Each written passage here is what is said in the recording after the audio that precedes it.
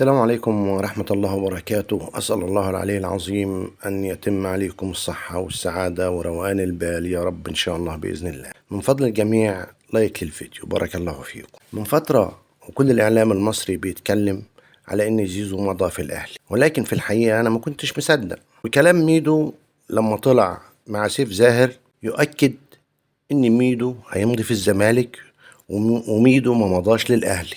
وامبارح كل القنوات اتكلمت على الموضوع ده، سواء على اليوتيوب سواء على القنوات الفضائية. والنهاردة اللي خلاني صدقت الموضوع انتهى وان زيزو بقى خلاص في الاهلي، خالد الغندور طلع يتكلم في الموضوع ده، وزيزو كتب على صفحته كلام هتسمعوه يدل ان هو في الاهلي. واللي حصل النهاردة من زيزو في نادي الزمالك وان يلم كل حاجاته من اوضه اللبس وغادر النادي الاهلي النهارده، ده أكبر دليل على ذلك. ومداخلة والد زيزو على قناة صدى البلد كدت هذا الكلام، بالرغم إن هو كان بيتكلم والد زيزو على المستغطي. وبعديها بشوية خرج أمير هشام برضو أكد المعلومة وقال معلومات خطيرة. لكن اللي حصل في نادي الزمالك النهاردة شيء له العجب. ميدو اتصل على زيزو الصبح وقال له أنت فين؟ قال له أنا رايح النادي. قال له طب أنا هستناك على البوابة. ميدو قابل زيزو على البوابة وقال له يلا بينا عشان نوقع. قال له يا كابتن النهاردة ما ينفعش، أنا عندي تدريب وعندي بكرة مباراة، فأنا ما ينفعش، والكلام ده مش وقته، بعد المباراة نبقى نتكلم. ميدو قال له لأ، هنروح 5 دقايق نوقع ونخلص الموضوع، واللي انت عاوزه هتاخده. زيزو رفض، خد بعضه وطلع على أوضة اللبس، غير هدومه، كان عندهم تدريب عشان المباراة بتاع بكرة في الكونفدرالية، ودخل عليه بيسيرو اللي هو المدرب. قال له يا ميدو أنا شايفك إنك أنت تعبان ومجهد شوية، فأنا عاوز أريحك النهاردة. قال له لا، أنا لا تعبان، وأنا ما بيهمنيش الضغوطات، وأنا واخد على الضغوطات، وأنا في كامل لياقتي البدنية وكامل صحتي وكامل كل شيء، مفيش أي حاجة تمنعني عن التدريب ولا عن المباراة. قال له لا أنا شايفك تعبان شوية. زيزو قال له لو أنت مش عاوز تحطني في القائمة بتاع الماتش بتاع بكرة، دي حاجة تخصك أنت، أو في حاجة قبل كده. بيسيرو قال له لا، أنا جات لي تعليمات من مجلس الإدارة إنك ما تشتركش في المباراة. معنى كده مجلس إدارة نادي الزمالك عاوز يجمد زيزو. زيزو قال له خلاص، غير هدومه وراح يتدرب مع اللعيبة.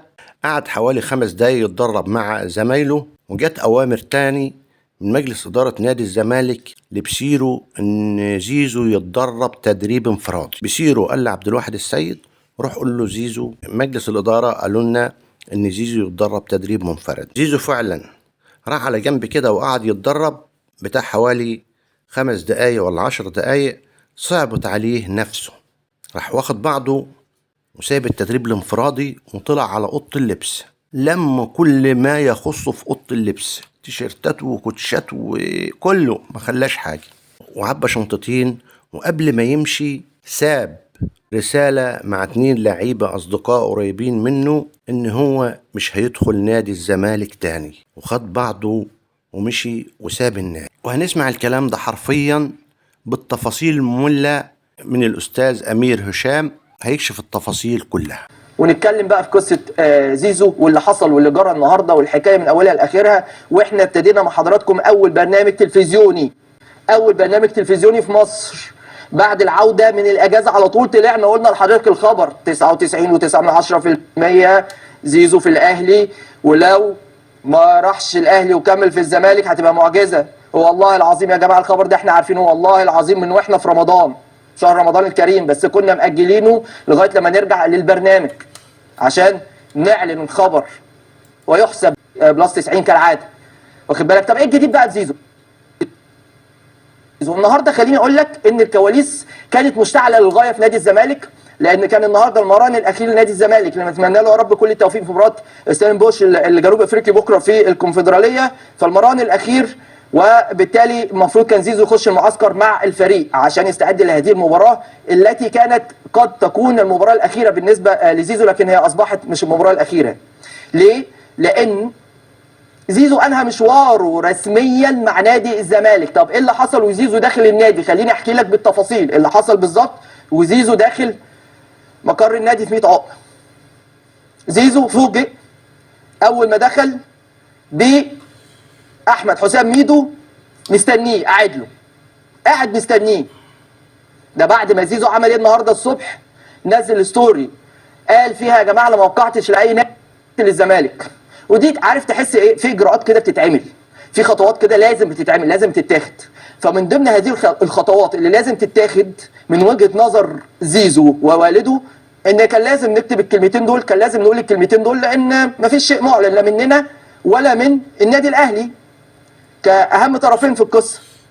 فبالتالي وانت بتقرا الكلام اللي قاله زيزو كان بيشير في الاستوريين اللي نزلهم للمشاكل اللي اتعرض ليها داخل نادي الزمالك والمضايقات وان النادي اتاخر قد كده ويعرضوا يا جماعه الستوري وكل هذه الامور.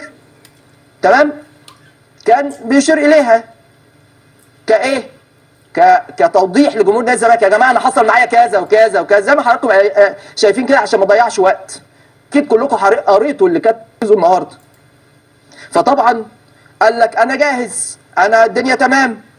جه ميدو استناه على بوابه النادي. يعني اول ما تخش نادي الزمالك كده ميدو كان قاعد مستني زيزو. وصل زيزو النادي قال له يا زيزو تعالى.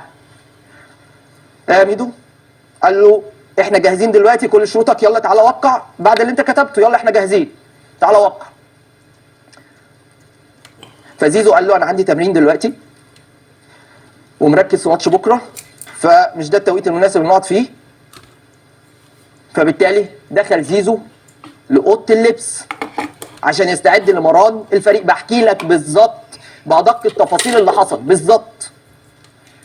فدخل زيزو اوضه اللبس، فوجئ بوسيرو المدير الفني لنادي الزمالك بيتكلم مع زيزو قدام اللاعبين، بيقول له يا زيزو انا حاسس انك مضغوط وحاسس انك في كلام كتير جدا عليك، فده ممكن ياثر عليك بشكل او باخر في المباراه. فكان رد زيزو بالحرف قال له لا، الضغوط دي انا متعود عليها تماما، ما عنديش اي مشكله في التعامل معها، ما فيش اي مشكله خالص وما تقلقش عليا، الا اذا، ده كلام زيزو، الا اذا الاداره قايله لك خرجني من القايمه بتاعت الماتش. فبيسيرو راح قايل له بصراحه الاداره بلغتني بان احنا لازم نخرجك من قائمه المباراه، وده كان قرار اداري مش قرار انا، قرار اداره مش قرار انا. فزيزو قال له خلاص ده قراركم، مفيش مشكله خالص، انا هنزل المران عادي واللي انتوا شايفينه في الاخر اعملوه، انا ما عنديش اي مشكله خالص.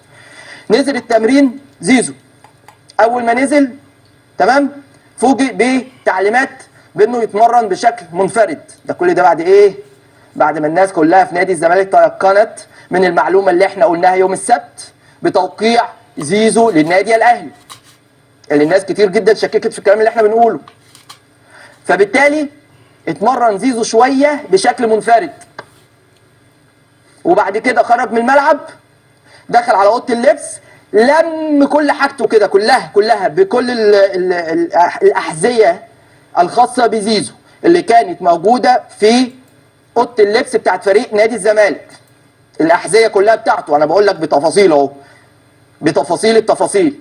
الاحذيه كلها راح لاممها زيزو، وكان معاه صديق مقرب جدا ليه، تمام، وخد الشنطتين بتوعه لامم فيهم كل حاجه، وابلغ 2 من اللاعبين مش هقول اسمائهم، ابلغ 2 من اللاعبين مش هقول اسمائهم، منهم لاعب سابق في النادي الاهلي. دليل يعني قبل انا خلاص هاخد كل حاجتي، وده كان اخر يوم ليا في نادي الزمالك بالحرف. ده كان اخر يوم ليا في نادي الزمالك. خد زيزو بعضه وخرج ومشي من النادي. دي كل الكواليس. طيب خليني اقول لك معلومات، انت دايما منتظر مننا المعلومات، حاضر. ما تتفاجئش لو بكره لقيت في شكوى مقدمه من زيزو ضد نادي الزمالك في اتحاد الكوره علشان يفسخ العقد بسبب مستحقاته المتاخره التي تصل الى 70 مليون جنيه. 70 مليون جنيه مستحقات متاخره لزيزو، واخد بالك؟ فمن الوارد، بل من الوارد جدا قد يتجه غدا صباح الغد او صباح بعد غد زيزو. دي لقطات طبعا من رحيل زيزو عن نادي الزمالك وهو خارج من مقر الزمالك ب 100 عقبه. فما تتفاجئش لو بكره او بعده الصبح لقيت زيزو خد خطوه بيطلب فيها من اتحاد الكوره، بيقدم شكوى بيقول لهم يا جماعه انا ليا مستحقات 70 مليون جنيه متاخره فعايز افسخ تعاقدي. خلاص ده ممكن جدا يحصل، لسه الامور مفيش قرار نهائي، بس انا بقول لك بجيب لك من بدري طبقا للمعلومات اللي عندنا. واخد بالك؟